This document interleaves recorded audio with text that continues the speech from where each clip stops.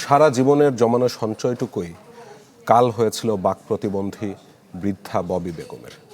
নরসিংদীর মেথিকান্দা রেলওয়ে স্টেশনের সেই পরিচ্ছন্নতা কর্মী নিহত হওয়ার এমনই কারণ জানালো র্যাব। হত্যাকাণ্ডে জড়িত থাকার অভিযোগে এরই মধ্যে 5 জনকে গ্রেপ্তার করা হয়েছে। বাংলা কিউআর যেখানে নগদ পেমেন্ট সেখানে সারা দেশে 10 লাখেরও বেশি মার্চেন্টে নগদে পেমেন্ট করুন খুব সহজে। নরসিংদীর মেথিকান্দা রেল স্টেশনের চেনা প্ল্যাটফর্মে আর দেখা যাবে না বাক প্রতিবন্ধী সত্তরোর্ধ্ব ববি বেগমকে। দীর্ঘ 2 যুগ ধরে বিনা পারিশ্রমিকে স্টেশনের প্ল্যাটফর্ম ও শৌচাগার পরিষ্কার করতেন তিনি। স্টেশনের পরিত্যক্ত একটি কক্ষে কাটত তার রাত।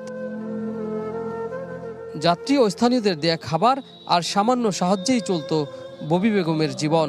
সেই খুচরো পয়সা আর ভালোবাসার দানগুলোই যক্ষের ধনের মতো জমিয়েছিলেন, কিন্তু শেষ পর্যন্ত সেই সঞ্চয় কাল হয়ে আসলো তার জীবনে।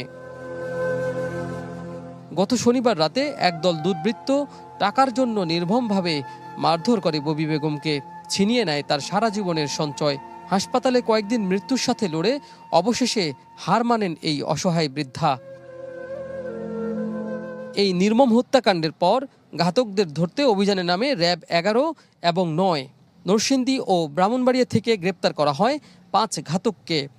ওনার কাছে যে কিছু টাকা সঞ্চিত ছিল, এটা আসলে ওখানে যাদেরকে আমরা গ্রেফতার করেছি তারা জানতে পারে, এবং এই 5 জনের মধ্যে 3 জনের পূর্বে মাদক সেবনের মামলা রয়েছে।